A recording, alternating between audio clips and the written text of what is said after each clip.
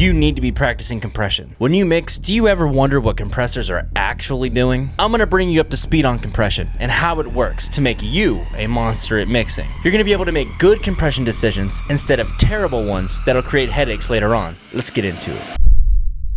Deven here with the Drastic Truth. Today, we're gonna talk about compression, baby. Compressors use 4 different key parameters: attack, release, threshold, and ratio. If you're new to this, we've all been here. It's okay. I wanna show you what these parameters mean. And once you grasp them, compressors will make sense from then on. Like, it'll just click. Number 1, threshold.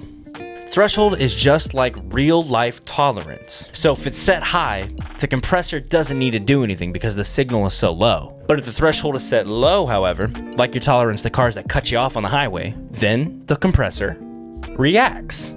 Whoa, what the? Threshold is measured in decibels, starting at 0 as its highest ceiling. We use threshold to determine what part of your audio is being compressed. And that's something you'll be able to hear the more you practice using compression. Here's an example to hit it home. When you have the threshold set fairly high, which is a number close to 0 dB, you're only having the compressor react to louder elements. Take this meter that we all know from virtual consoles. There's a number here showing you the highest loudness, or peak, of the signal. If I set the compressor threshold to this number, then the compressor still won't react to it. That's because there is no signal going above that ceiling. Only signals above this threshold are affected. So in order to do that, we need to set the threshold below the loudest part of the signal. In a way, threshold is how to select what gets compressed. Is it the transients or is it everything? Number 2, ratio. I'm gonna ratio to the door.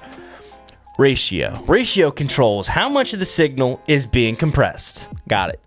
I understand perfectly. All jokes aside, this parameter is very simple. Ratio is like hunger, or in this case, how much can the compressor eat? Hey compressor, how hungry are you? Pretty damn hungry, because my ratio's set so damn high. The higher the ratio, the hungrier the compressor gets, the more signal the compressor consumes. Now, ratio is determined by mathematical factors, i.e., ratios. You'll see 1:1, 2:1, 4:1, etc. This is just telling you how many times the signal is being processed. A ratio of 2:1 is twice as much compression as 1:1, and 8:1 is 4 times that. So if you need the compressor to work harder, to go from subtle to absolutely smashing, then bump the ratio up. It's that simple. As a quick note, ratio is multiplicative. That fancy bullshit just means if you have a compressor at a 10:1 ratio, duplicated at, again, 10:1 ratio, the ratio is not 10 plus 10, it's 20:1. No, it's 100:1. You are processing the signal 100 times 1:1. Damn. Comment below if you knew that one. Number 3, attack. Threshold and ratio are like electricity in that they power the compressor, okay? But now it's time to sculpt and shape the compression like an artist. Attack reminds me of waking up and how long or abrupt it can be. It's set in millisecond intervals and sometimes shorter, like microseconds. So by using the attack parameter, you'll be determining how quickly or slowly the compressor is reacting or waking up. Setting a fast attack will get the compressor working very quickly, and it'll make sure that the signal doesn't get through. This is actually how limiters work. If you could set a compressor's attack to instantaneously, you made your own limiter. There you go. But what about slow attack? Setting the attack speed to slow or long will be like giving the compressor a late night. So waking up right away in the morning? Impossible. With a long attack, transient signal is not affected and can make loud signals remain loud, while the tail information is backed off or compressed. So why does this matter? And what does it sound like? Listen to this snare drum with these very different attack times.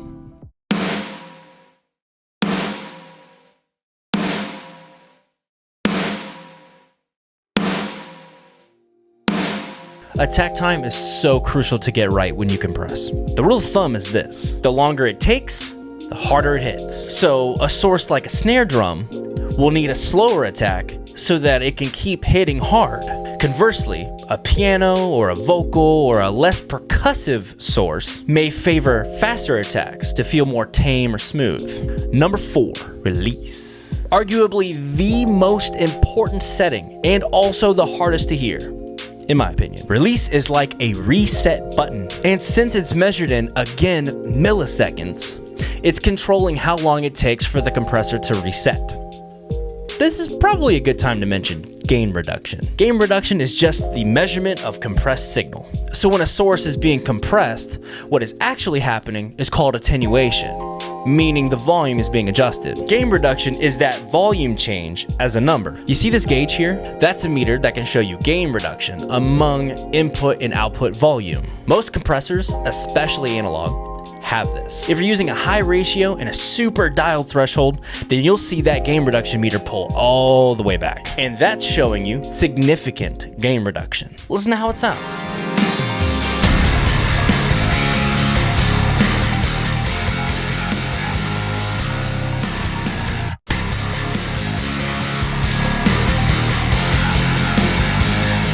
Now, how does that relate to release? Here's how. Oh wait, don't forget to like the video if you're enjoying it so far. It lets me know to make more content like this. The release is going to bring the gain reduction back to 0, and it determines how long that takes. 500 millisecond release, starting from where you set the attack time, will pull the gain reduction back to 0 dB after 500 milliseconds. Is it clicking yet? A short release time, like 1 millisecond or less, will result in a very aggressive sounding compressor because there isn't enough time for the signal to duck and be heard. Instead, it stays loud and full. But if you set a long release, like the 500 milliseconds, it'll sound controlled and almost ambient. And that's not even the best part. Release is also special in that it determines what's being heard. When a snare drum is being compressed and the sound has a lot of overtones and harmonics, the release time can hide them or bring them out. Here's an example of how important release time can be.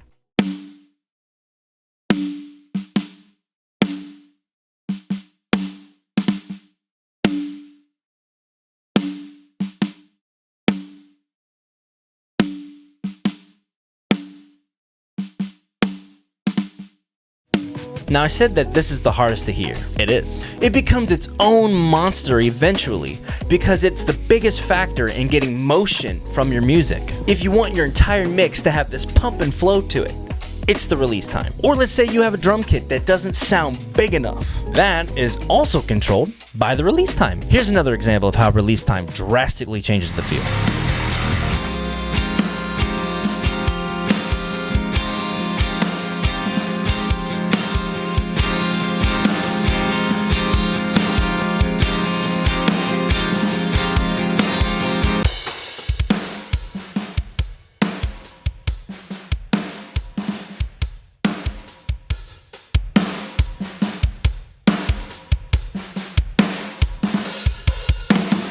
Time for a quick recap. Time for a quick recap. The threshold is the point at which signal begins to be affected, just like tolerance. Ratio is the amount of signal being compressed, like hunger. The hungrier the compressor, the more it eats. The attack is the length of time before the compressor starts to work, just like waking up. I gotta compress. Did it jump out of bed or did it hit snooze? And the release is the time it takes for the compressor to reset after the attack. Just like waiting for something to go back to normal.